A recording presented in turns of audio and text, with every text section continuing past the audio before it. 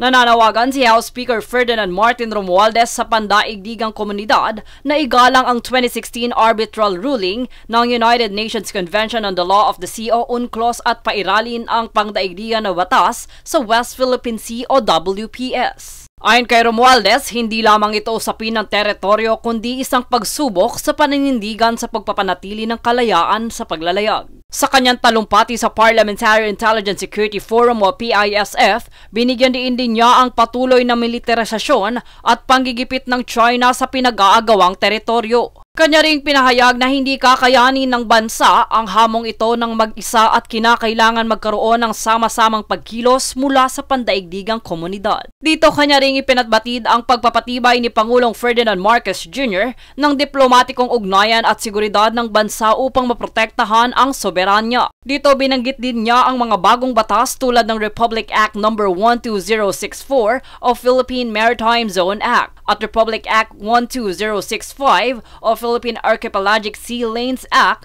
na nagpapalakas sa karapatan ng Pilipinas sa karagatang sakop nito. Pagbibigay din pa ni Romualdez na dapat lutasin ang sigalot sa West Philippine Sea sa pamamagitan ng mapayapang usapan at diplomasya sa halip ng dahas at pananakot. Hinimok niya ang mga bansang nasa Indo-Pacific na magkaisa at hindi tingnan ang rehiyon bilang isang labanan ng kapangyarihan kundi bilang isang komunidad na may isang mithiin para sa kapayapaan at kaunlaran. Samantala, nagpahayag din si PISF Chairperson Robert Pittenger na ang seguridad sa rehiyon ay may epekto sa buong mundo at kinilala ang papel ng Pilipinas sa pagpapanatili ng katatagan. Sa isang video message, binatikos naman ni US Senator Bill Cassidy ang kawalan ng respeto ng China sa pandaigdigang alituntunin na mas maaaring humantong sa mas matinding tensyon sa Indo-Pacific. Pinayuhan din niya ang mga mambabatas na paigtingin ang mga hakbang laban sa dayuhang panghihimasok at tiyakin ang integridad ng kanilang mga institusyon. Ayon sa mga itinampok sa pamamagitan ng PISF, patuloy na magpapalitan ng kaalaman ang mga mambabatas upang mapalakas ang mga demokratikong institusyon